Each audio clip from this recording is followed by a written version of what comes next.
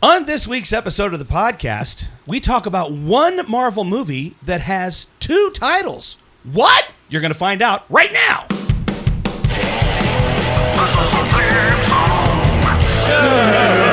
Welcome back to the program, nerds. Happy to have you here. I am Larry Brantley. I'm here with Brent Williams. Hello. And I know I almost hit everything at the same time. I bumped my microphone and I almost knocked my glass off. No, I just need to not be so gesticulatory, which is a word. That is a great word. Thank you very much. Yeah. That's your Scrabble winner right there. There you go.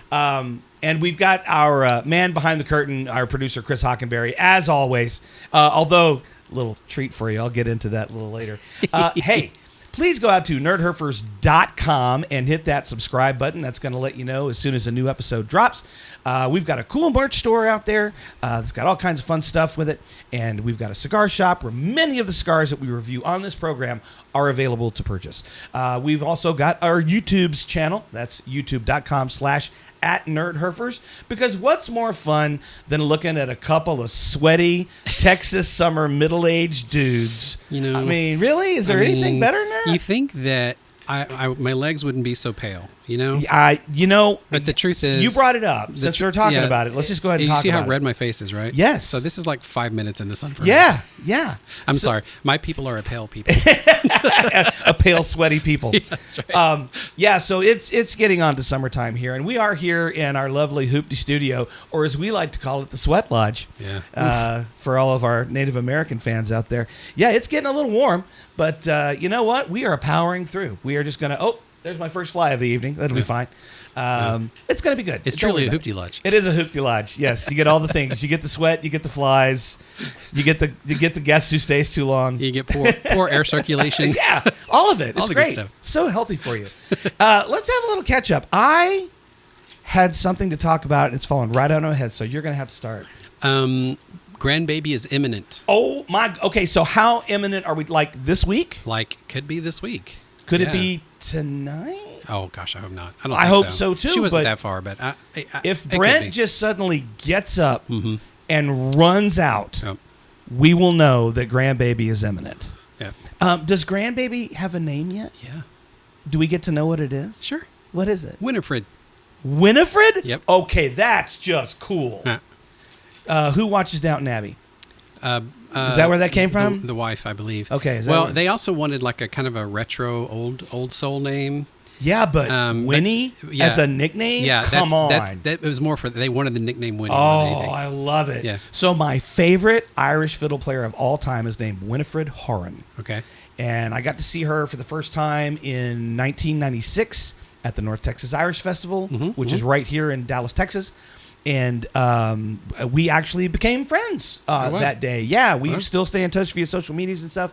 And she's with a band, or has been with a band for years and years, called Solace. Okay. They're out of Boston. Just a great band, but she's just an unbelievably talented player, and she's also super smart. So Winnie's got a lot to live up to, is all I'm saying. I think when you get that name, there are certain expectations. Yeah. So that's going to be great. I just love it. Whereas with Larry, they had just pretty much given up on me. Also, Wonder Years. Oh, that's right. Yeah. I totally forgot about that show. Yeah. Good heavens. One of these days, we're going to have to do an 80s TV episode. Like just all of those 80s TV shows that we either watched or sort of watched, but still remember. Like, did you have those ones where you sort of were compelled to watch them with your parents? And you're like, oh, this is dumb. Yeah. But then later, you're like, oh, I fondly remember that show. Well. Okay, like what were the ones you remember? Little House on the Prairie. Oh, dude. Oh, okay. We all had that obligation. We all had. That was our parents. Oh, I know one. What? My dad loved Starsky and Hutch. Oh, same. So much that he bought a Gran Torino. No. Yeah. Did it wasn't red with the stripe. It was like banana yellow with the white cream top. And, like avocado green interior. Please tell me he had mag wheels on the back. He didn't even put mag wheels on Come it. on, That wasn't my dad's style. Oh, man. That would have been so awesome. It was enough that he bought the Gran Torino and not like a Buick LeSabre. The land yacht. Yeah. For years and years, when I became an adult, I wanted that car. I wanted I wanted the red, the fire engine red with the white stripe with the mag wheels, which are terrible for the environment and the life of your car and everything else. Yeah, but I also had I done it, I'd already made up my mind. I was going to get one of those little cherry bubble magnet lights and put it on the top, just so I could if I wanted to. Yep. Like, all right. Sorry, officer, I got to get home. Yep. Yeah. I know what I was going to talk about. Last night, my family and I watched on Amazon The Accountant 2. Oh, yeah. I forgot that was coming on there. It literally, I think it just dropped yesterday. I'm excited. So I will not spoil it for you, except I will say it is a fun movie, whereas The Accountant was a good movie. I thought it was a good movie. Yeah. This is a fun movie. Yeah. What I really liked about this film is it very much more explores the relationship between him and his brother Braxton, played by Johnny Bernthal, who, if you've watched this program for more than 5 minutes, knows one of my favorite actors. And it actually has a little more humor in it. This one does. But you should definitely, like, when we wrap tonight, that might be, when we wrap tonight and have our second cigar, you should probably go watch that. And our third shower. Oh, good heavens. Yeah. Well, I watched, last night I watched, on your recommendation, because you texted us and told us to stop what we're doing and watch this. I did do this. But I watched Predator Killer of Killers. Yeah. And that was so good. I know, right? Oh my gosh, it was so good. The very last shot. I know. I'm not going to spoil it. But the very last shot, I was like, that's why we were texting. Michael was on that thread. Yeah. And he was like, I haven't seen Prey yet. Do I need to? And I'm like, you totally need to watch Prey first.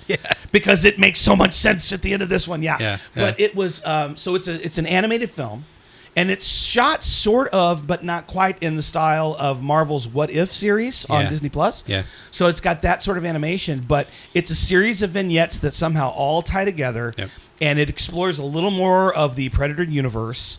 And I gotta tell you, like, it really was. I don't know if they put a new person in charge of the franchise, like, because when Prey came out, I really liked that film. Yeah. I thought it was really good. Yeah, I did too. Whereas, the first Predator with Schwarzenegger was a Schwarzenegger film. And then Predator 2 with, like, Danny Glover was a little more over the top. And that was just the 80s and bang, bang, shoot 'em up and aliens and guns and whatever. Right. But somebody got serious about getting into the science fiction of that. Yeah.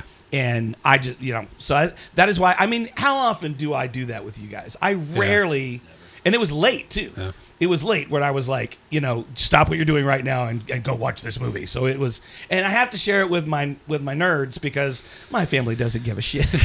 They just don't. They don't care.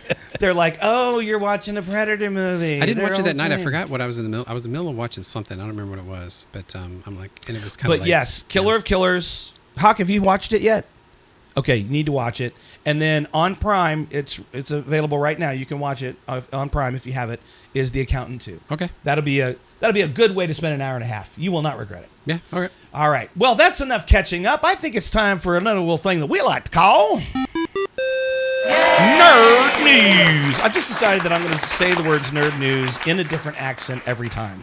So that was my deep Texas accent. Nerd News. Nerd News. Nerd News. All the nerd news you need to know.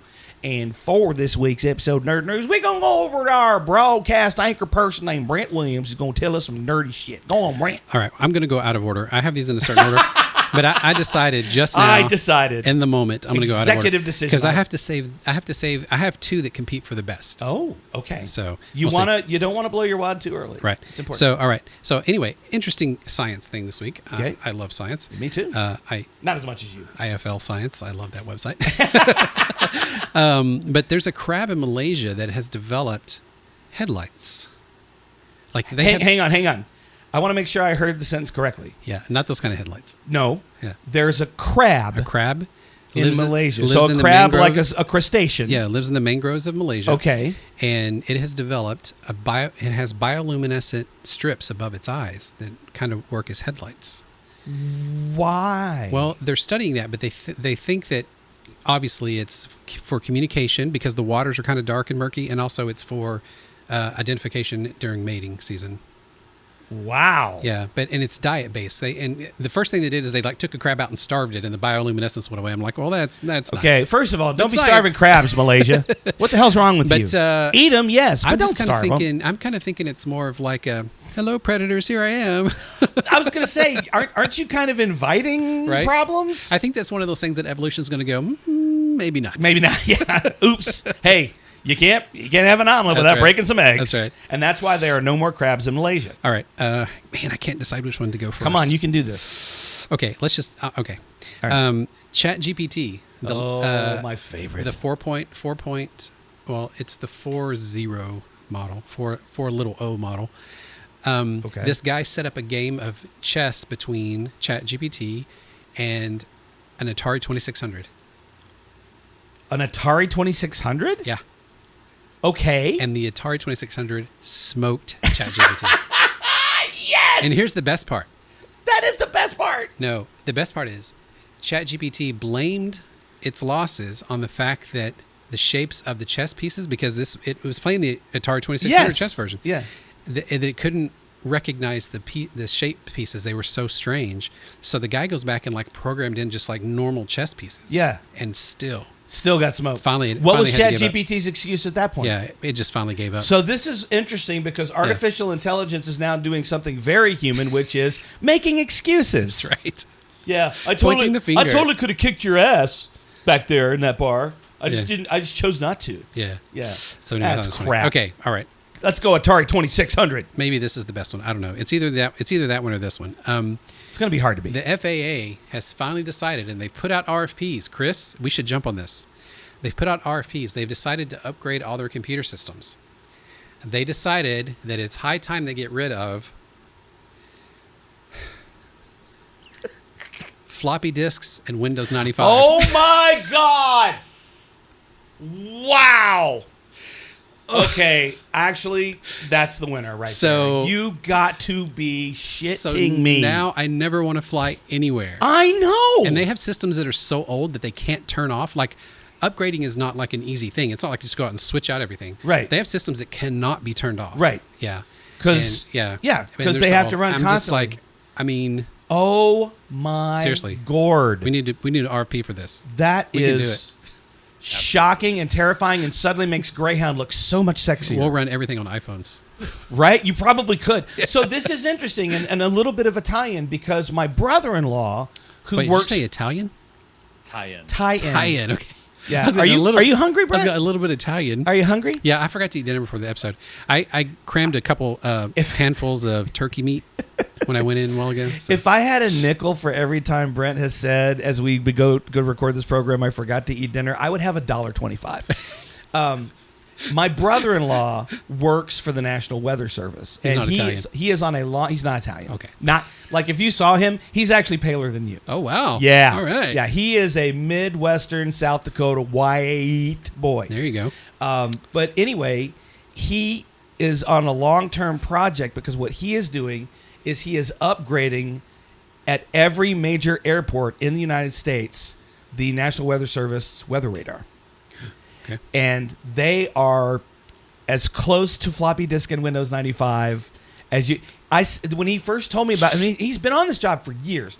I said, what do you think about this job? He goes, I will work this job until I die. Wow. Because it is... Yeah. I mean, there's long-term projects and then there's this. I was telling Chris the other day, people would be amazed and horrified at how much of the world's like, and I'm talking like defense systems, especially government run. But all these systems are supposed to be high availability that we depend on that are crucial, that basically just run on dumb luck. Yeah. Yeah. Yeah. And so if you are the kind of person who watches these movies where there's all this, high tech, military stuff going on or this and that, that's crap, people. That is make believe. That's not true. That is definitely not true. There's some pretty cool stuff out in the field. There was even some cool stuff out in my day, but back at NORAD, they are still going, has anybody got an extra floppy disk? Yeah. I need to... And they're at 5 1/4 still. They haven't even made it to 3.5 yet. Oh, man. They're on Blackberries. So that was another terrifying episode of... Nerd News. Don't get on an airplane anytime soon. Oh, my gosh. Yeah, that's what I'm talking about. Okay. Hey, let's get into the show tonight. The first thing we're going to do is we're going to talk about this bottle of whiskey. By the way... I have to say again. So you may have remembered a couple of episodes ago that we mentioned that our producer, Chris Hockenberry, and his lovely wife were on a bit of a sojourn into the Texas Hill Country. Well, not only did they have a lovely time, but Chris came back bearing gifts. And we're going to have 2 of those gifts tonight. The first gift we're going to have, Brent is going to talk about. And Brent, what do you have for us to sample tonight in terms of whiskey? I totally forgot everything about it. I knew you would. I'm kidding. No. So we have the Iron Wolf Bourbon here. It's only 90 proof, though. I don't know why Chris even bought this. He hydrates with it. This is made at the Iron Wolf Ranch and Distillery. You have to say ranch. Ranch and Distillery. Yep. Outside of Dripping Springs in a place called Spicewood, Texas. Spicewood, Texas. This is a high rye mash bill. It is aged 5 years. And yes, they have a wolf on the ranch. Like the guy walks around. Like an actual wolf? Like an actual wolf. It's like their pet. It's just like a... Yeah. Like a wolf? It's a wolf. On a leash. Yeah.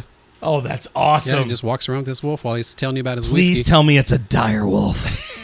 How awesome would that be? Because then you have to walk him like this. Right. You know, you're walking him, you're holding the leash past the level of your shoulder. I have to say, I do like this bottle. It's a cool bottle. I think actually somewhere on there says commemorative bottle. Look at that. I know. He pointed that out to me. There's a wolf paw cool. print There's on the bottom. a wolf paw print on the bottom. Yeah. That's cool. And this is signed. Nice.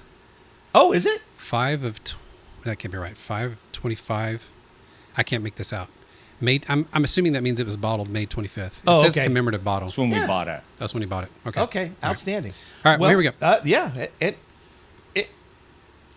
That was nice. Interesting. That was nice. Your glass, please, sir. Interesting is what you say about a person you're not going to date a second time. Thank you very much. We'll start neat, and then we will... Absolutely. Let's get Hawk in here. Get a little... Very nice. That is the arm of Chris Hockenberry, ladies and gentlemen. Oh, no, don't do that. Don't be that guy. Brent's, there you go. Now, okay, hang on. Let's compare. Oh, I did. Yeah, no. I'm just saying, remember the shit you gave me last week?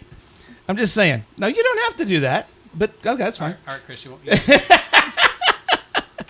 Every time it's my turn to pour the bottle, Brent always has something to say about the level of my glass versus the level of his glass, and even the level of Hawk's glass. But as we can now clearly see, this is a problem that we all have. All right, here we go. Little nose.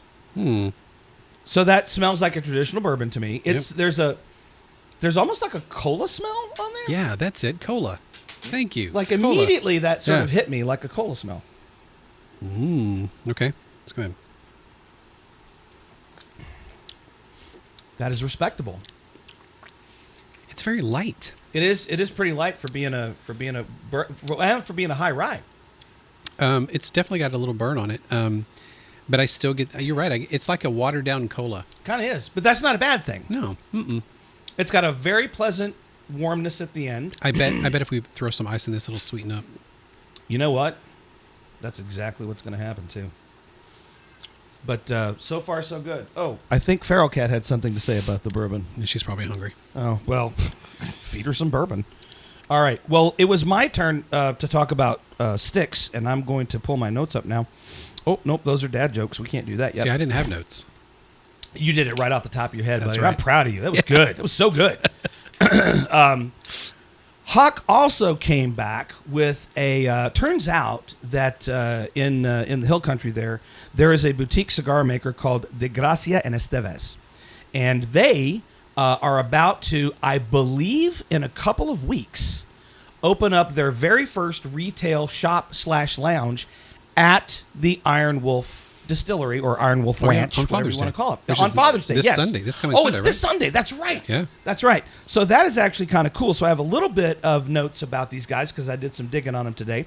The cigars that we're going to have tonight, De Gracia and Esteves, they are all hand-rolled in the Dominican Republic. As I said, they're opening their first retail lounge and store this month at the Ironwood Distillery in Spicewood, Texas, which is in the Texas Hill Country. And the one we're going to smoke tonight is called the Caja Real. It's going to be a box press, and these are the notes from the blender. And keep in mind, these are boutique cigar makers that are just getting started, so a lot of the guys like Half Wheel and Cigar Snob, they haven't smoked these yet, so there aren't really any reviews. So we're going to review it. But the notes from the blender, intense earthy, notes of cinnamon and nutmeg, hint of sweetness. This is going to be the De Gracia and Esteves Caja Real box press. So that's for you. Come on over here and get your stick, sir. You know what I just realized? What did you just realize? I did not bring a cutter or a lighter. Well, guess what, buddy? I got you covered. You don't need to worry about that. Oh, my goodness. No, you're good, buddy. One of these days, look. There will be a show where I actually come fully 100% prepared. Brett, I'm not going to hold my breath because... Uh-oh. Okay, can we? Yeah. Can we? Sorry. All right. Look, Brent has to do so much to get ready to record a show. He is responsible for all the tech setup. Hawk and I try to help, and we basically just get in his way. And also because we don't do it the way he would do it, which means we're wrong. He's laughing, but he's not. It's not true. You helped last week. Totally. You guys were totally helpful last week. Last week was easy because we were doing it at ICC. Yeah. So he's got a lot to do. So, something like that falls by the wayside. I got you covered. I got a cutter and lighter right here. So I need to get out of the cello. I'll just bite off the end. No. We're not doing that. All right. Whoa. It smells good. That is a soft. It is. I was just thinking the same thing. The end of this thing is super soft. Okay, I want you to look at this. Now, for those of you who are just listening, is the end of your cigar like a little soft? Well, yes, and the wrapper is very wrinkly, which tells me that it wasn't tight when they box pressed it. Yeah, that's interesting. But we'll see how it smokes. We will see how it smokes. But it is like you can see the wrappers kind of moving right there. But we will see. We will see. Hang on, I'm going to do a little quick cut here. And then I'm going to give that to you. Thanks, sir. A little of that. All right. I like the nose on the foot there, or on the cap. Whoa, super easy draw. Yeah. Wow. Oh my gosh, yeah. Definitely getting that earthy, and then there is definitely something sweet. Even on the cold draw, there's something sweet. So that's. I can't put a name on it. That's double capped. Yes, seems to be. But my cap is coming off. Yeah, see how loose that is right there? Yeah. So you got to be like, if there's any loosey goosey around there, I would just go ahead and pull it off, because that can cause a lot of problems later. I'm going to go ahead and toast here.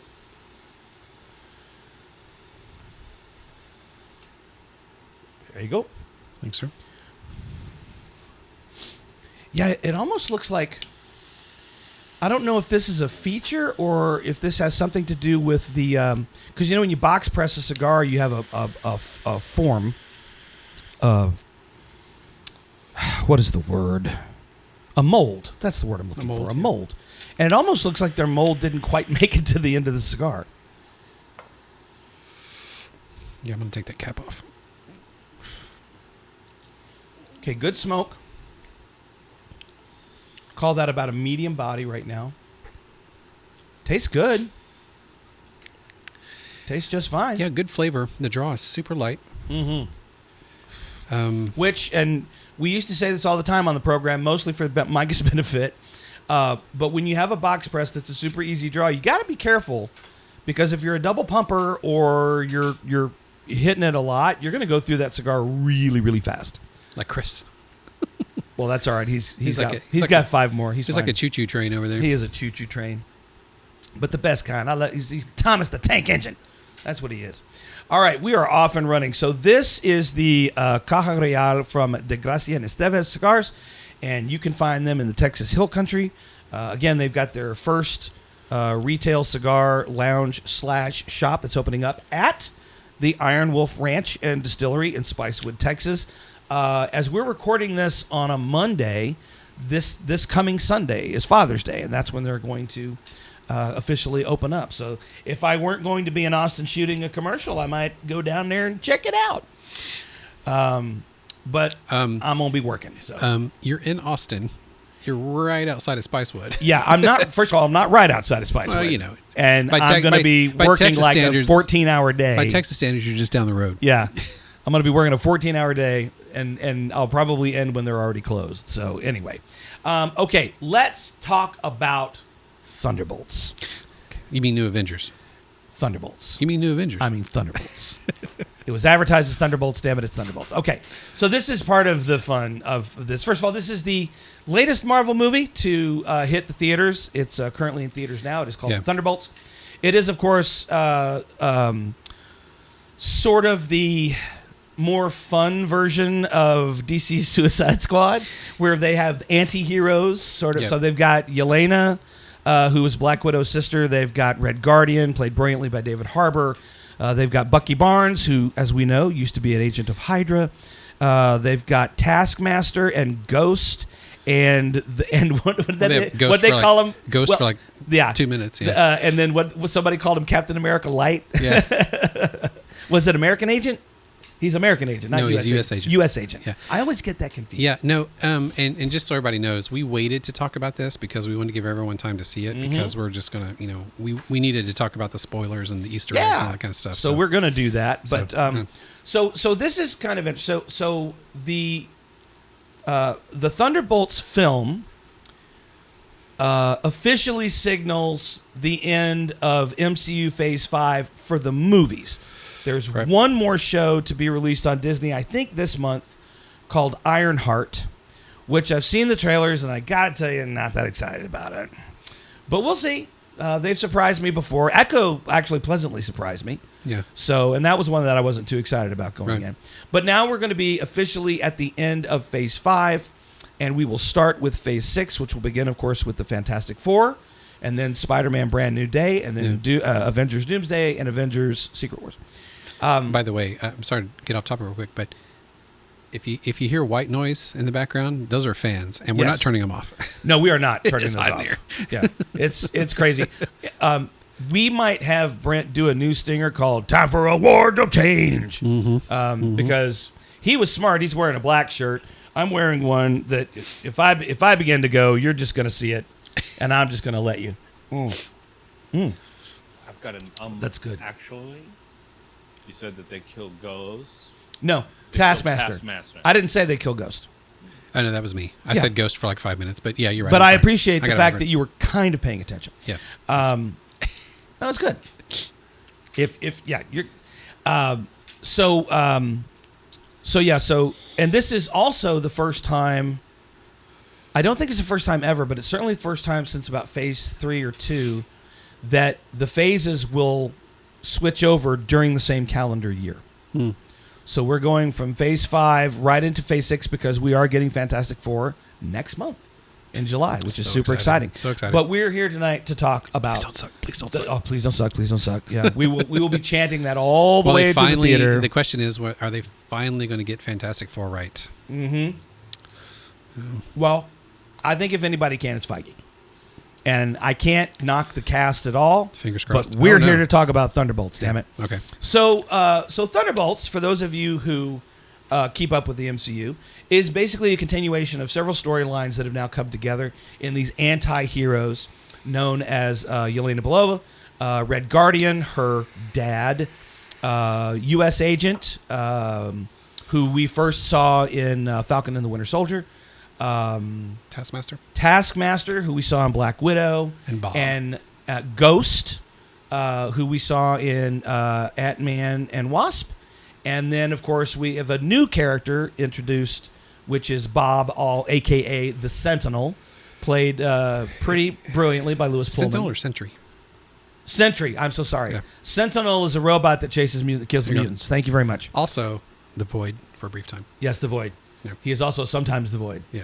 And then we've got Contessa. Can you give me her full name? Julia Louis-Dreyfus's character. It's Contessa Valeria. Something. Like she's got 4 names. Yeah. Anyway, she is the bad guy in the movie, but of course, and again, this is very much being topical. She's in government, and she has decided to bring this group of people together. And then some nefarious things happen, which we'll get into in a minute.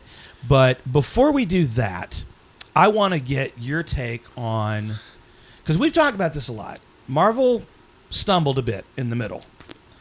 How do you, in terms of redeeming the movies that we're used to seeing from them, how do you think they did with Thunderbolts? I loved it. And it's probably because I'm such a huge David Harbour fan, and I love Red Guardian so much. Yeah, I know. The same thing happened to me, actually. Wow. Fast. I love Red Guardian so much. I hope Red Guardian gets his own movie, honestly. Wouldn't that be nice? Oh, my gosh. David Harbour could totally do it. I'm going to tell you something right now. I'm predicting something right now, and you're not going to like it. I am predicting that Red Guardian is going to die in a very epic and heroic fashion during Avengers Doomsday. Yeah. I just... Because here's La Contessa Valentina Allegra de Fontaine. Thank you. Yeah. That is the character played by Julia Louis-Dreyfus. I think in the comic books she was maybe associated with Hydra. Do you remember this? No. So the Thunderbolts, they were actually like an evil team of anti-superheroes that were masquerading as heroes, right? But she actually, I think there was a storyline where she has this organization called OXE, Ox, and it was run by a robot clone of her. Right? Is that right, Chris? I think so. If I remember correctly. Yeah.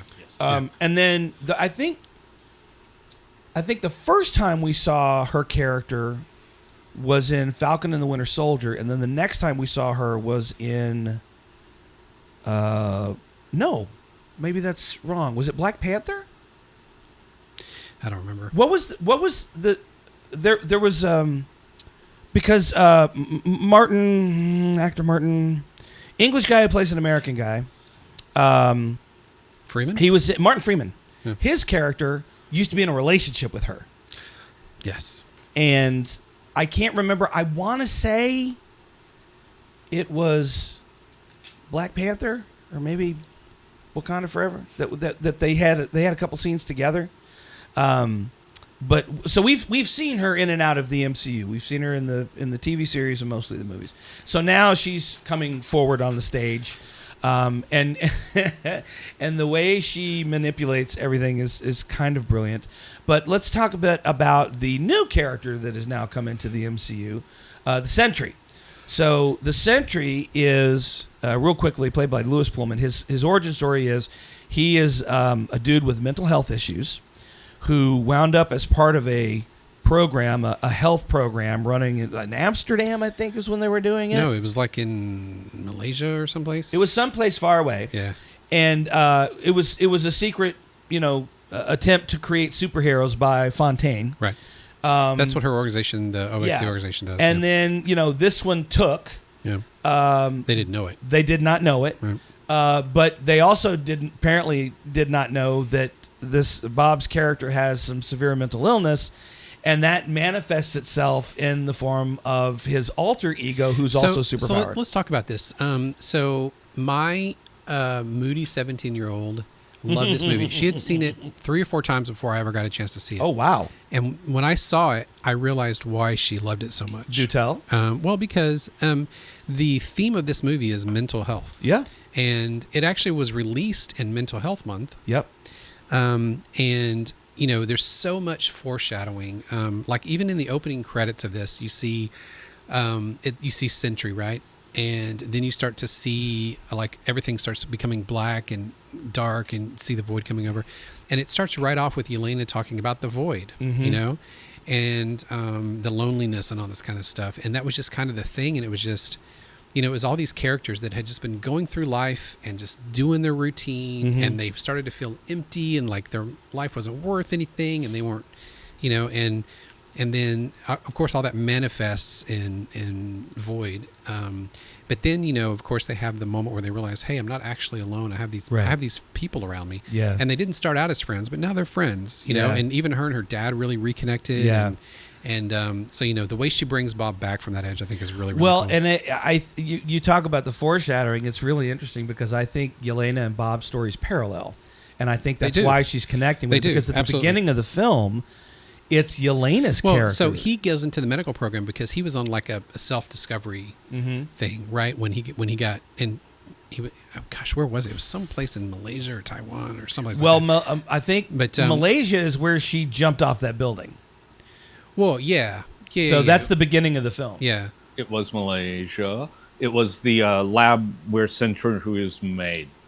Yeah. Right. Yeah. So, but anyway, so yeah, and that's actually her doing. That's actually Florence Pugh. Yeah, I saw the BTS on that. She campaigned. Mm-hmm. They didn't want to do it. They said it's an insurance nightmare. No, and she's like, "Come on, we got to do this. We'll be breaking world records. We'll do all kinds of stuff." Yep. And she loves heights. Yeah. And so they finally said, "Okay, we'll find a way. We'll make it work." Yeah. So yeah. Now she didn't Tom Cruise it. No. Meaning she didn't actually jump and then free fall and then No. parachute. Yeah. But they had her hooked up to this crane, giant rig. Yeah. And that is her at the beginning of the film. She actually steps with her off. legs just dangling off the side of this real, not green screen building. She then stands up and then just tips over and goes. And like you could hear when I went to see it with Kristen, an audible gasp. Like we all saw that shoot or that shot in the trailer. It's in the trailer. Yeah. We knew it was coming. But you're in the theater and it's so much bigger. Yeah. And just everybody went, huh? You know. But at the beginning of Thunderbolts, it's Yelena's character arc that we are exploring, and she's like she's just blown up a lab. I love that great scene where she's back down on the ground and she's talking on the phone to Fontaine, and she goes, mission is hold on, and she turns around. It was a perfect timing, and that whole floor of that building explodes and people run, and she's just casually like eating an ice cream, going mission accomplished or whatever, and like she just doesn't care, right? And then she finally seeks out her dad, and is bearing her soul, right? And I think I love Florence Pugh. She set this up in Black Widow a little bit. Yeah. The feelings of abandonment that she felt toward her sister and her dad and her mom. So speaking of that, so actually that scene of her jumping off that building is actually an homage to when Black Widow did that in Endgame. Remember she had to jump off to get the Soul Stone? Yeah. Yeah, that's actually kind of an homage to that. Wow. Yeah. I didn't even think about that way, but you're right. The symbolism is very much there. There's the great scene at the beginning of the film where we see that Red Guardian, things have not gone well for him. Let's just say that. He's living in a crappy little duplex. I love that guy so He much. is, there's DoorDash boxes stacked everywhere, and he's in his robe that clearly hasn't been washed in about 5 years. And he's acting like he's all successful. And She comes over to visit yes. him. And so, so and great. he's not in that scene giving her what she later tells him when things are really going bad, what she needed from him, Right. Yeah. So that and the relationship between those two, I have to tell you, knowing the MCU as I do, I feel like it's going to end in tragedy. But at least right now, I'm just going to enjoy the moment. Yeah. Because they've reconnected. They're doing great before together. they do that, I hope they give us a Red Guardian movie before they do that. Come on. Man, I would love that. Or even a Red Guardian television series. Just something. Yeah, Just something. give it to us. Because that is the best character. Huh? Like Peacemaker. Yeah, like Peacemaker. Yeah. Yeah. It might be difficult to do because apparently David Harbour is now booked until like 2035 with projects because that dude just works all the time. I'm just a little bit off topic. I just saw the trailer for the next season of Stranger Things. Final. Oh, The final season. Yeah. Next end also. Where they're all in their 20s now. Yeah. And they got to pretend they're kids again. Yeah. That's nothing new in Hollywood, buddy. Nothing new in Hollywood. So moving along in Thunderbolts, we now get to the part where they have all individually been sent on this mission that's the cleanup. the cleanup, right? And so it turns out that they're all there to kill each other. Yeah. And then a weird thing, for me at least, happens in that scene. Taskmaster gets murdered by Ghost, who was there specifically to murder Taskmaster. Yeah. And that was just so out of left field. And then U.S. Agent was there to kill Ghost. Yeah. And then she was there to kill U.S. Agent. No, she was there to kill Bob. No. Who was she there to kill? I don't know if she was there to kill I've anybody. only seen it once. Oh. I think she wasn't there to kill anybody. She was there to get something. She was there to get Then killed. U.S. Agent came to kill she her. Was Everybody she was there to U.S. kill one of Agent's the other target. people. Yeah. So Ghost was there to kill Taskmaster, who was there to kill U.S. Agent, Yeah. who was there to kill kill Yelena. Yelena, Yeah. who was there to kill Ghost. Yelena was there to kill Ghost? Yes. That's true, yes. Okay. 'Cause, yeah, they show up at the beginning. Yep. All right. So anyway, wackiness ensues. They somehow find their way out of this. And this is also the scene in which they're introduced to Bob, who just seems to be some dude Yeah. who wound up in the wrong place at the wrong time in a box. Should have told you something right there. Why would they stick him in a great big metal box? In the incinerator. And they wind up getting out of that sticky situation. They all eventually start to realize why they're there. So now they've got it in for Valentina. They go to confront Valentina.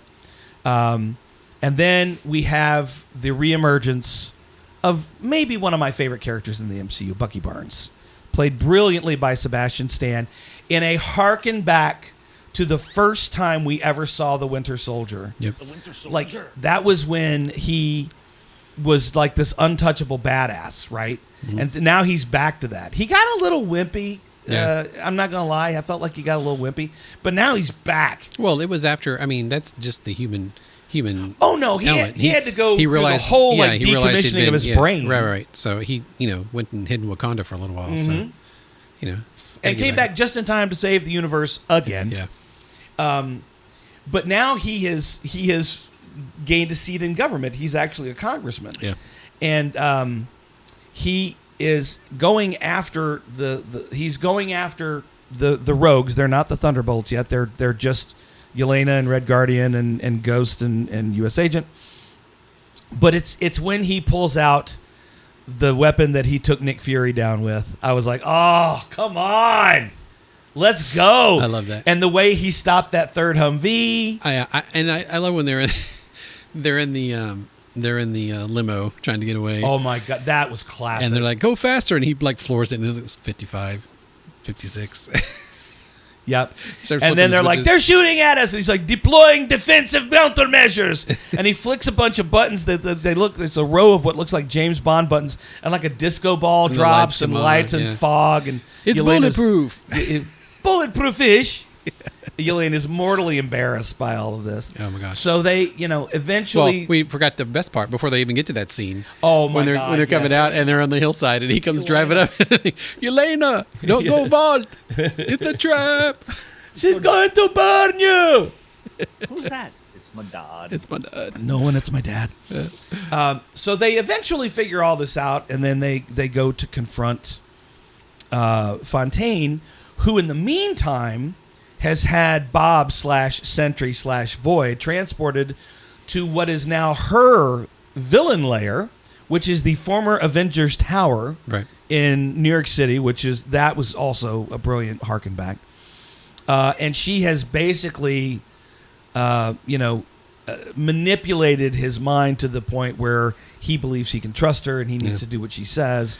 I'm just going to call her Evil Elaine. Evil Elaine. Yeah, right? I mean, if only she tried to do the dance. Right. Great. That would have been pretty awesome.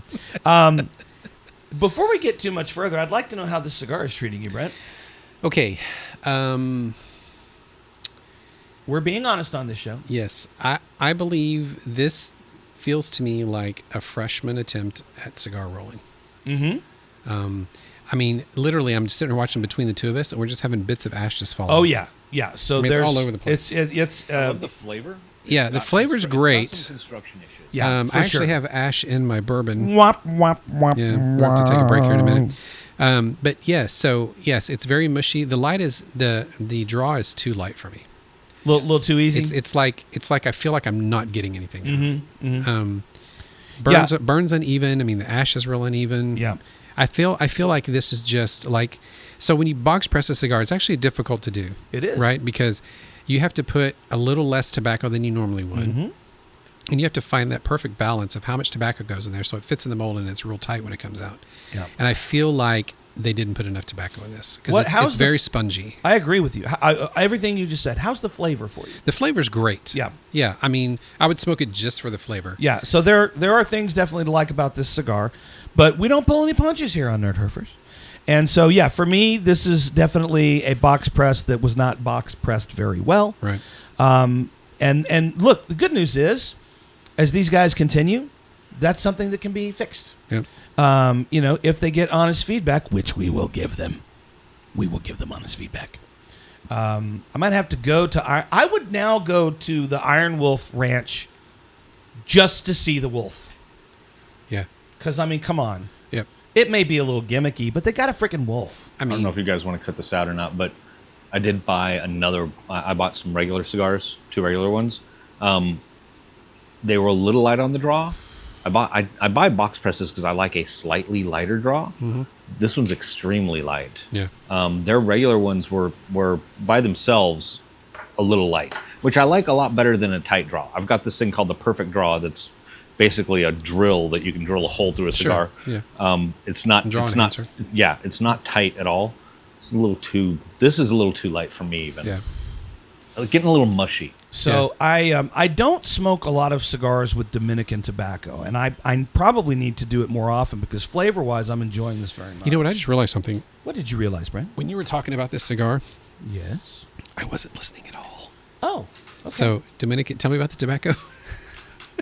I literally just said that. Yeah, I know. It's well, you said Dominican. Wow, that's what when I said Dominican is when you tuned out. No, that's when I realized Is that a trigger word for you? No. That's when I realized when you were actually talking about this, when you were introducing it, I Yeah. wasn't listening. So when you said Dominican, I was like, oh, it's got Dominican tobacco. Yeah. So these are made in the DR with Dominican tobacco. Now they on their website, which is really the only place I could do any research. They don't. Oh yeah, sure. They don't offer up the blend of this cigar, so I don't know what the wrapper is, what the binder or filler is. Just Dominican. That's Just what I got. Dominican tobacco. But that gives me enough information to say that this is a Dominican puro. So all of the tobacco, it would seem, in this cigar is from the Dominican Republic. Okay, so I like the blend. Mm-hmm. I'm going to say it's a good blend. Agreed. It's got good flavor. The experience just could be better on the smoke. Mm-hmm.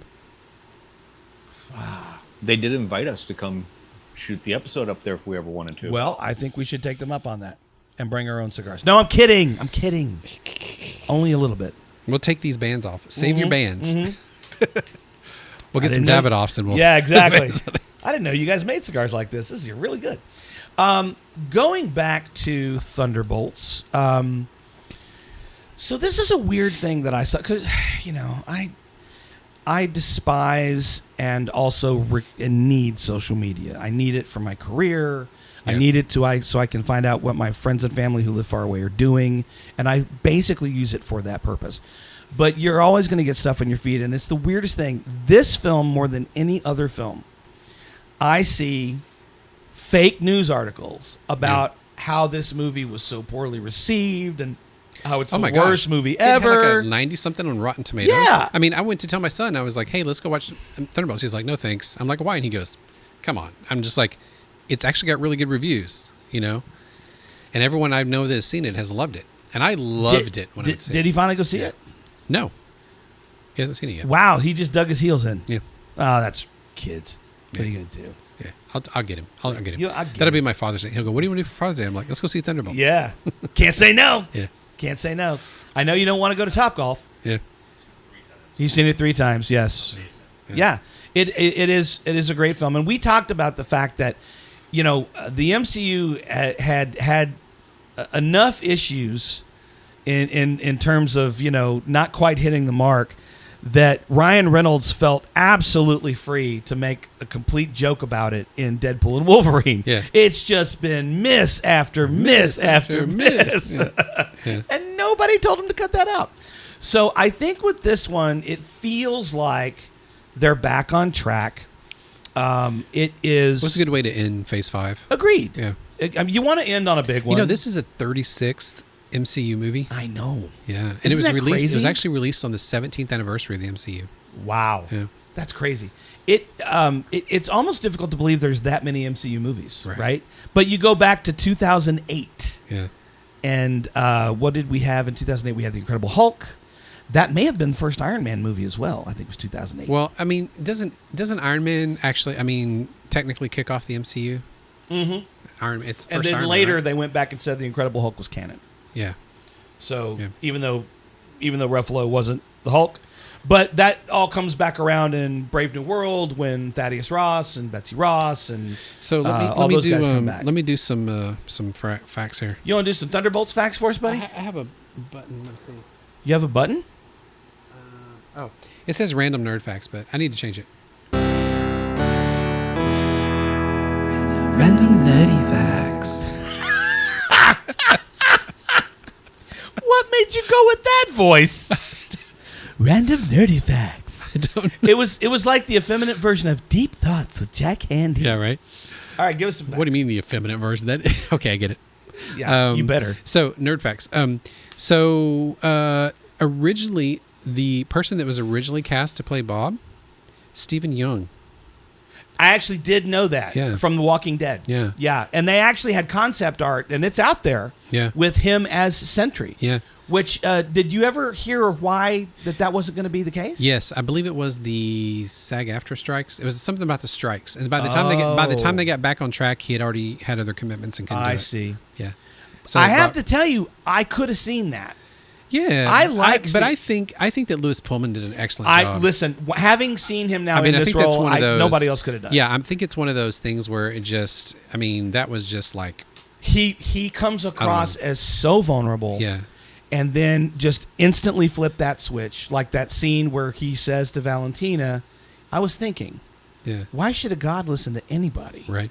Like just Like, well, so there's some little Easter eggs and funny stuff in there. So his original suit was kind of reminiscent. So Superman 4, I believe it is. Is it Superman 4 or Superman 3? The one that has the guy that was created from the sun that had that suit and the really blonde hair. Oh. It was kind of stupid. Yeah. Was it 3 or 4? I don't remember. I don't remember. 4 was Quest for Peace, right? And so that guy, so that guy's in there.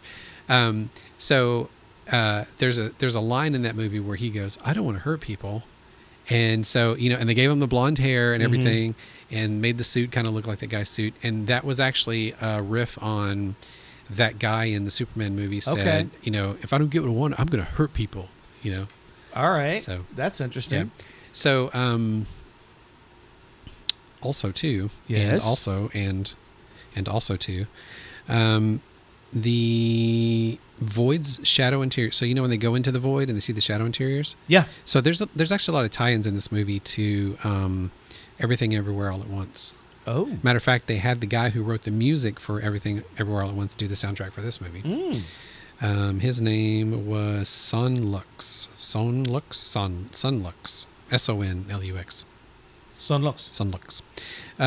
So anyway, the interiors for the Void are all visuals based on Being John Malkovich, which is an amazing movie. It is an amazing movie. I love that movie. I had to watch it like 5 times, though. Yeah, to get it, yeah. End up on the turnpike in Jersey. That's so funny. Yeah. Eternal Sunshine of the Spotless Mind. Okay. Another great, that's Jim Carrey in one of his best roles ever. Yeah. Yeah. And of course, Everything Everywhere All at Once. So, and what I love is, when they shoot movies, they have working titles, right? Like Star Wars was Blue Harvest. Right. Right. So that people don't know what movie it is. This was called Oops, All Berries. Oh, nice. Which is the cereal Captain name. Crunch, yeah, yes. The cereal name. Oops, All Berries. Oops, All Berries. I love that because I work on, I frequently do voice work on video games. And when they send me the contract to sign, it's always a project name. Yeah. And so, like, with a particular series that I've been working on, well, I can say it now, it's Borderlands. For whatever reason, they've decided that it's trees. So I worked on Project Oak. Yeah. I worked on Project Pine. Gotcha. I worked on Project Sycamore. That's funny. And I'm like, why trees? Yeah. And Project like Dogwood. Right? Everyone that I ask, nobody knows the answer. I'm like, well, who's making up the names? Right. Somebody is. I think Feige's just sitting in his office going, oops, all berries. Yeah. I thought that was funny. That is funny. So also, Lewis Pullman actually played a character named Bob in Top Gun Maverick. Mm-hmm. You remember that? I do. That was greatness. So Valentina, I love this. Okay. So we all know my favorite Christmas movie at the moment is a name of a movie you can't remember. How did I do this? I don't know, but what happens in the movie? Violent Night. Violent Night. Thank David you. Harbour. Yes, of course. David Harbour. I love it. And they're making Violent Night 2. Because there were so many unanswered questions from one. Yeah. But anyway, so there's a scene where Valentina meets David Harbour and calls him Old Santa. Who's this Old Santa? Who's Old Santa? Yes. Yeah, this Old Santa. I actually did think of that. Yeah. So I did a ha in the theater, and I had people turn around and look at me, and of course you can't explain during a movie to people why that's funny. But my wife was like, "Why?" I mean, it was kind of funny, but why was it? I was like, "I'll tell you later." Violent Night, David Harbour. So, when they're all in the incinerator and they're trying to get out, yes, and they find this power source, right? And so Florence Pugh's character, Elena's over there, she's like, "Give me a second." and she's trying to undo it and stuff. And then U.S. agent walks up and he goes, "On your left."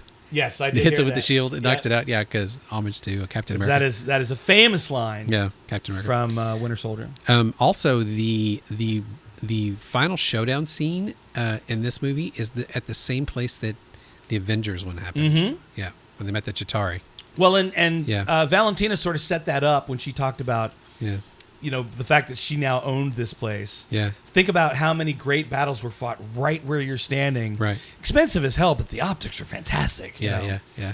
That was so good. And also, the last thing was so there's 2 post-credit scenes in this movie. Yes. And this made me mad. I got offended when I read this. One person said that the first credit scene was inconsequential, and I'm like, that was a hilarious, It was very funny. scene. Yeah. That's me on the box. You Yeah. know, I And freaking by loved the it. way, come on, Inconsequential. Like, yeah, what? come on, Come on.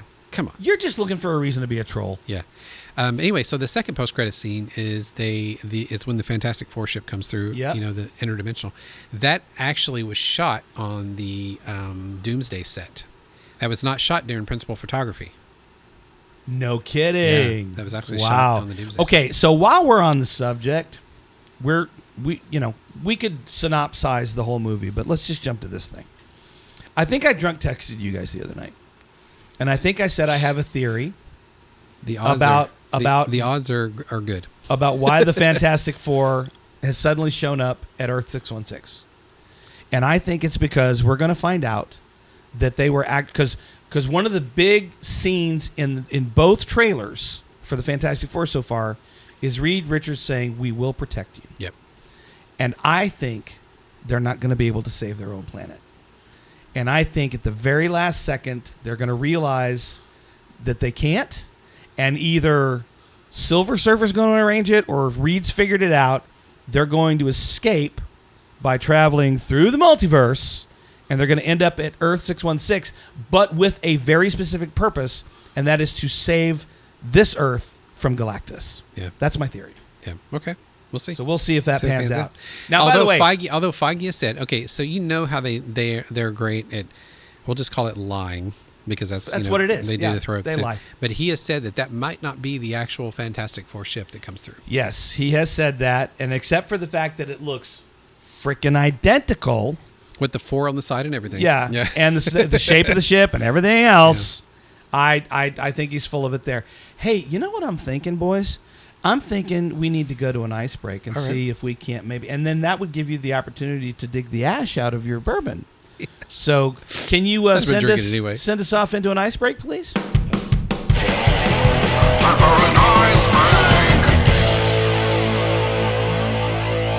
And we are back with our ice in our Iron Wolf Bourbon. All right, boys, let's give this a taste and see what we think is different here. Here we go. Oh yeah, there's the sweetness. That's Cherry cola? Is that what you're getting? Cherry Yeah, cola? yeah. Okay, cool. I still get the cola taste. I don't know about cherry. This is why I like to drink my bourbon over ice. I always try it neat because I want to know what the artist wanted me to taste. And then I want to taste it good. So, Yeah. So the mouthfeel gets a little creamy. Mm-hmm. Definitely sweetens up. And yeah, I'm going to start. I need to get little protectors. Oh, actually, Hawk has those at his house. I have some. He's got these awesome little. Yeah, I've got 'em. They're basically like mosquito nets. Yeah, and Just you put 'em- put yeah, I've got some. They're cool. Yeah. And I'm not gonna do it tonight because if I just get ash in my bourbon, that just adds character. Well, That's all I I'm still saying. drank it. I still drank it. I'm gonna drink it. Okay, how do I phrase this question? Thunderbolts is not the best MCU movie in my opinion, but it's definitely better than some of the ones we've seen of late, the last few years. And I do feel that it was a really good setup for Phase 6. So, what were the things you enjoyed most about this film? Aside from, David Harbour, which we probably need to do a David Harbour episode. And I probably need to direct message him and say, "Hey, Anything you want us to say? We're basically doing an entire episode to you. Yeah. He'll never read it, but whatever. What are the things that you enjoyed most about this film? That's what I talk about. Mm-hmm. I don't know. I just loved everything David Harbour in this film. So anyway, I loved that there was meat to this movie. Yes. The subject matter is tough subject matter, and they actually wove it into the fabric of the MCU so well. And it's one of those things where they're humanizing all the characters to a different level. I think this becomes almost like as much as it's a comedy, it's a drama. And I loved that there was. I mean, let's face it, with a lot of Avengers movies, especially like the first one stuff, they're great movies, and they were great when they came out because we hadn't gotten Marvel movies like that before. Right? They were a new thing. However, if you're in the theater in one of those movies and you need to pee, you could just get up and go, and you wouldn't really miss anything.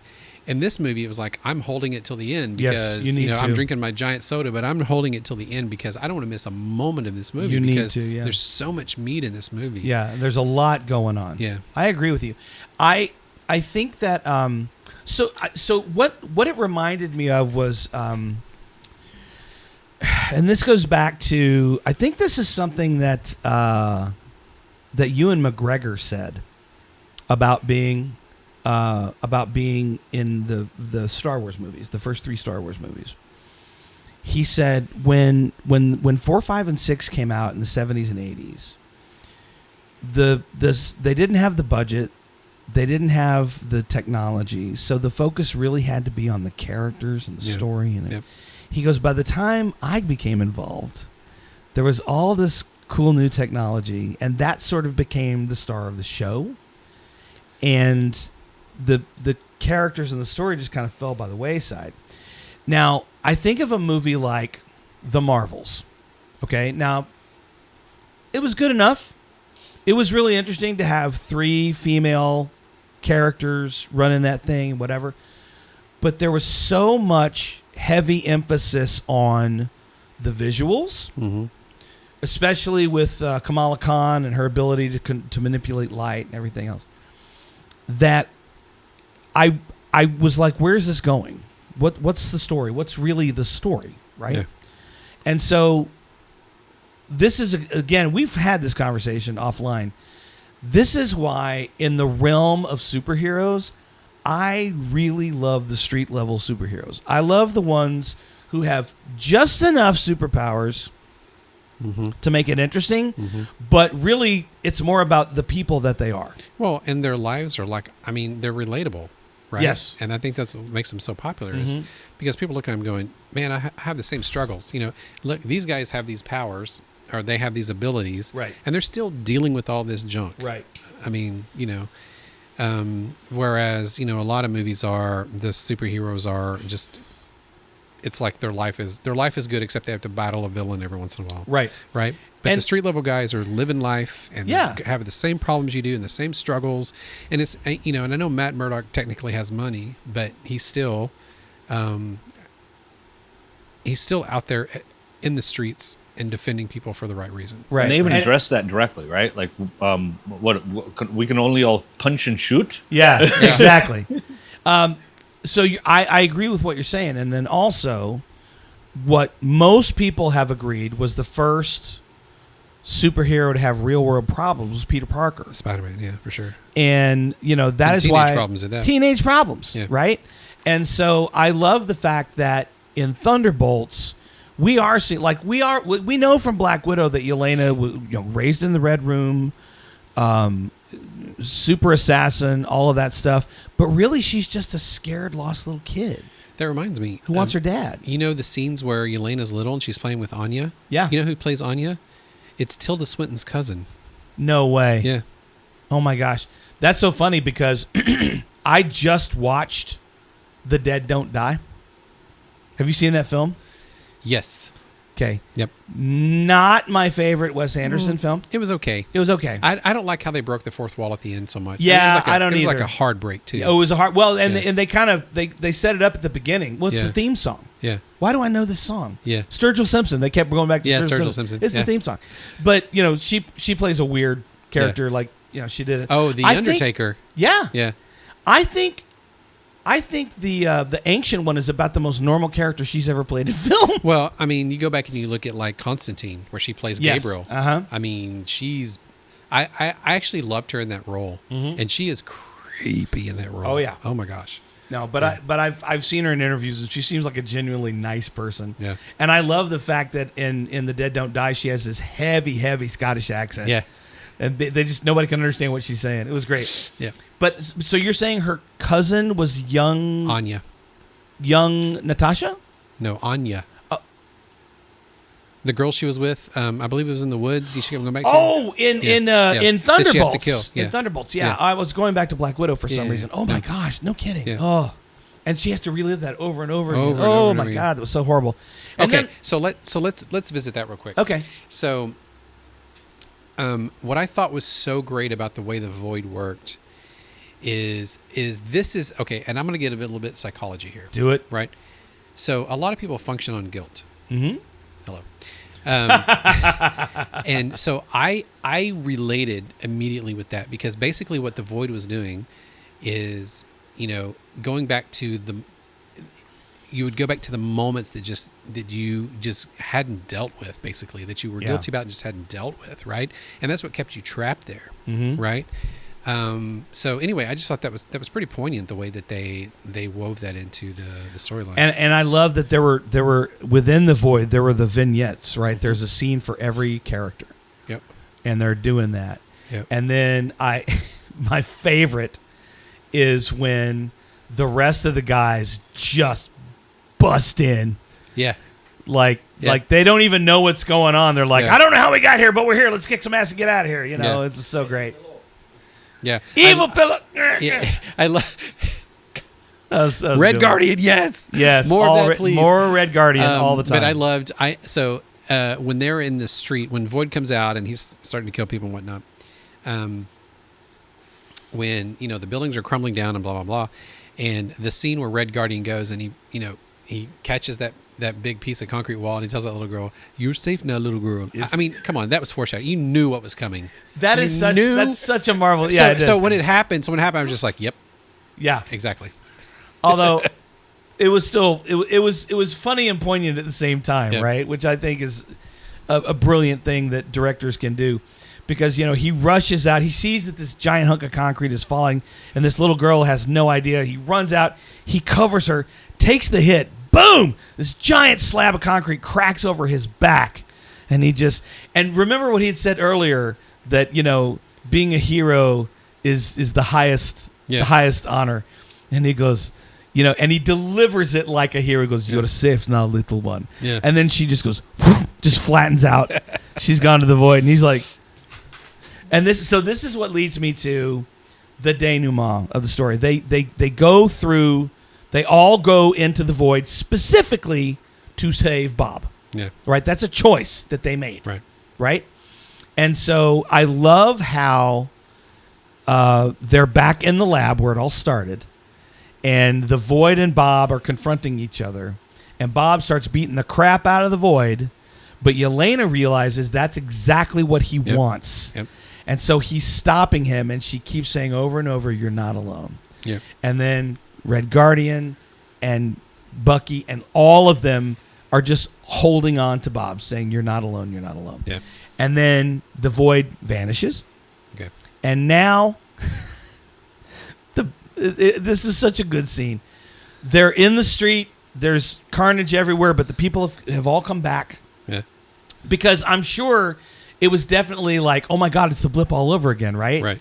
And now we have the 20,000 foot shot of New York City where the darkness is receding and everybody's coming back, and Red Guardian glances over and he sees a tarpaulin wall, and there's Fontaine on the phone, seemingly asking for an extraction. Right. And he just goes, "I got to kill this person now." And Bucky goes, "We need her alive." He goes, "Maybe some bones get broken during arrest." No, what's that? And they all go through and follow her into a press conference where that she has arranged, where now she is introducing the new Avengers. So good. Yeah. And then the end scenes. Come on. Well, I will say this, though.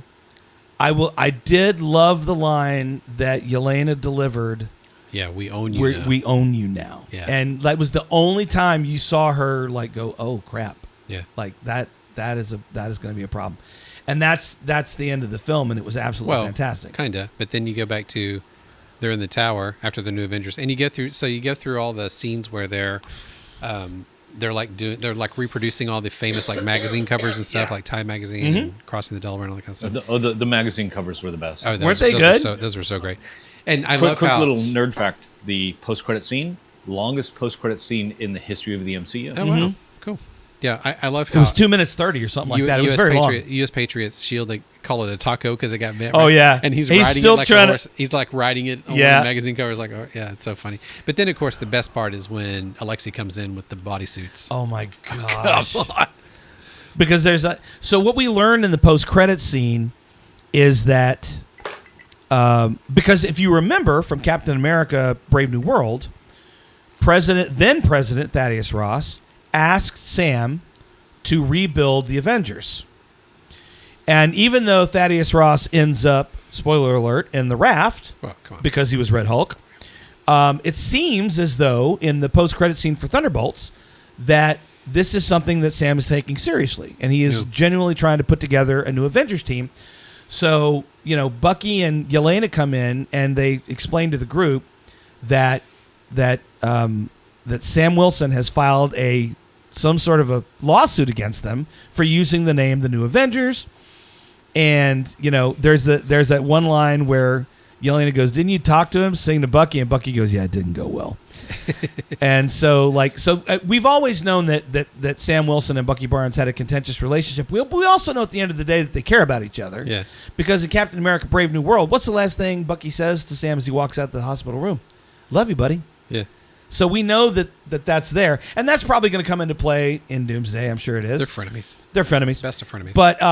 But then Alexei's got all the answers, I right? love it. So he comes in this garish Russian mafia tracksuit that says the New Avengers. Well, it's like a It's a tracksuit. Well, no, it's a jumpsuit. It's a jumper. jumpsuit like the racing, the people that go in the circles. NASCAR. Thank you. The people that go in the circles. I don't sports much. He copyrighted Avengers. With a Z. With a Z. Avengers. Yeah. So no copyright infringement. Yeah. Avengers. He's just always. I got one for everybody. I got one for you. Yeah. Always thinking ahead. Funny. So that was brilliant. And then, of course, at the very, very end of that scene, we see that. And by the way, they're using an AI. They're talking to an AI, aren't they? In that? Yes. Where they say, pull up the satellite image or whatever. I don't think it's Friday. But I do know that they have actually cast a human person to be Friday in Avengers Doomsday. Okay. They've also cast an Edith. Okay. So I don't know how that's going to play out. Wow. Okay. But this is all coming. And then don't forget, MCU fans, that we've also got Vision Quest coming out. Yeah. So there's how all of this is going to tie together is going to be super duper interesting. And then the other thing that Feige said, do you remember when they did that big reveal of all the director's chairs that had the cast of Avengers Doomsday? Yep. And Feige said very clearly, everybody ain't on that list. Yeah. So, yeah. I love the fact that they made Paul Rudd's director's chair about 2 inches high. Yeah. So that's going to be good. But this one was a home run for me for the MCU. Yeah, so I was very excited about it. It was a great end, as you said, to Phase 5. Phase 6 is going to start next month with the Fantastic Four First Steps. Please don't suck. Please don't suck. Please don't suck. Are we going to get to see them ride Bob into battle? Yeah. Man, oh my gosh. Wouldn't that be great? That so great. Wouldn't that be Bob great? Into battle? Yeah. I'm just going to ask you this, and you can cut it out if you want to. Did you bring dad jokes? I did. Okay. Then before we wrap things up tonight, we're going to do a segment of the show that we call... It's the greatest joke in the world. All right. It's dad joke time, ladies and gentlemen. This is a segment of the show we call the greatest joke in the world. This is where Brent and I fire back and forth for 3 rounds, dad jokes, and we are trying to make each other laugh. What happens if you laugh? Nothing. Just laugh. I feel like I have dandruff really It's fun. bad, but it's just ash that keeps coming off the It's cigar. just ash. Yeah, We have so much air blowing and the in here fans that- are blowing it around. So yeah, if it looks like it's snowing in the studio, it's not. It's just cigar ash. Okay, now I am going to go first this week. What? Yeah, I am going to go first this week because you apparently had to have a conversation with me about how come you never go first. Well, I'm going first. All right, here we go. And I'm leading with my weakest joke. Okay. What do you call a Frenchman wearing sandals? Oh, Felipe Flape. Nice. Damn it. That one. That was Sorry. kind of obvious. No, that's Sorry. good. It was Felipe good. Felipe. You still laughed, though. So that was good. I think it's a funny joke. It's a funny joke. I love that you said like an Italian guy, though. It's It's a a funny funny joke. joke. Okay, come on. Everybody like to make fun of the French. All right. What do you got? What's the difference between toilet paper and curtains? What? So it was you. Ow. Ow. Damn. All right. I have an MCU dad joke for you folks. Oh, here we go. So Thanos was in his urologist's office. And the doctor said, "Congratulations, Thanos. You now also possess the kidney stone."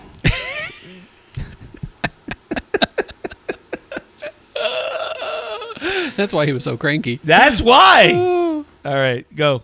What was even more useful than the first telephone? What? The second telephone. I should have seen that one coming. Damn it. You are the king of the obvious joke. What was the one? How do flat earthers travel? On a plane. On a plane. Yeah. Okay, I was watching a woman's beach volleyball tournament and there was a wrist injury, but I'm fine.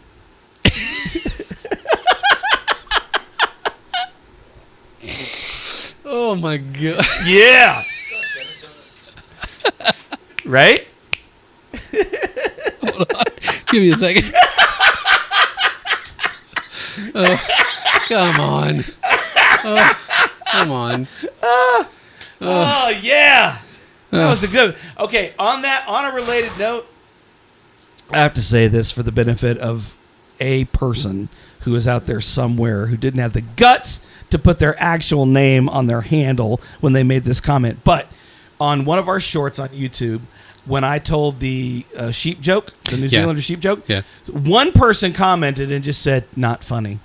And I'm like, dude, you need to work harder to be a troll. You're not even trying right now. It was his first day. Give him a break. All right, you get to finish. Okay.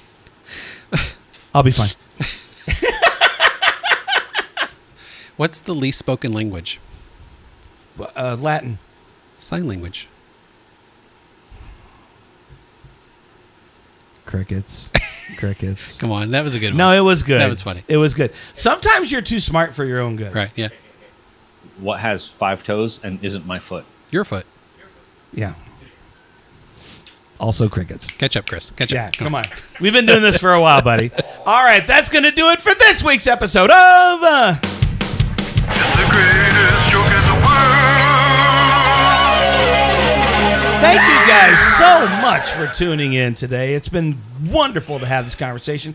We've been talking about the Thunderbolts, the latest offering from the MCU that is the sort of mostly official end of Phase 5. We're going into Phase 6. Cannot wait for next month when we're going to have Fantastic Four First Steps. Please don't suck. Please don't suck. Please don't suck. And we will definitely be talking about that one probably the day after it premieres. Yeah. So We're not gonna going to wait. spoil the crap We're not gonna out of wait. that one for you. We're not going to wait. But this has been a lot of fun. Thank you to Chris Hockenberry, our producer, for bringing us this fantastic bottle of Iron Wolf Bourbon, which you yourself can purchase if you go down to the Iron Wolf Ranch and Distillery in Spicewood, Texas. Sorry, nerdherfers sign. And also, we've had these cigars from De Gracia and Estevez. Those guys are partnering with Ironwood, so they are on Wolf. Father's Day this year. They're going Iron Wolf. Sorry, Iron Wolf, Iron yeah. Wolf. Iron Wolf.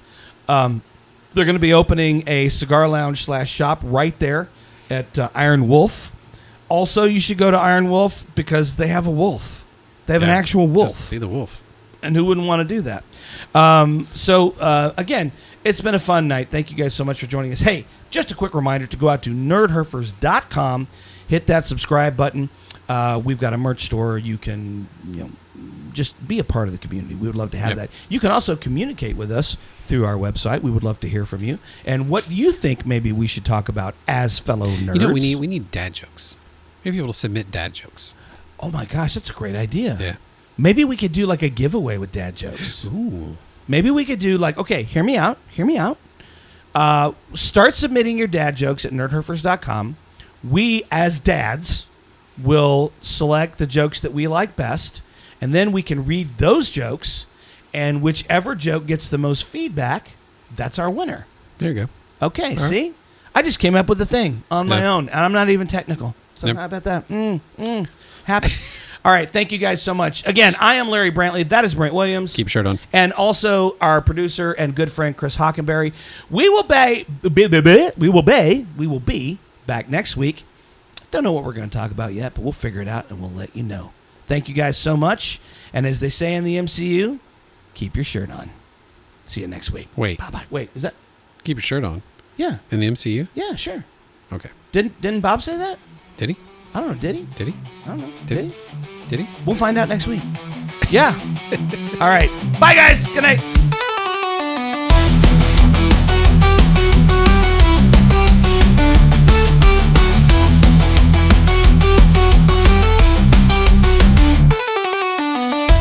This has been a production of Nerdherfers. Copyright 2025, all rights reserved. No portion of this broadcast may be used without permission. Please visit nerdherfers.com for more information and full legal disclaimer.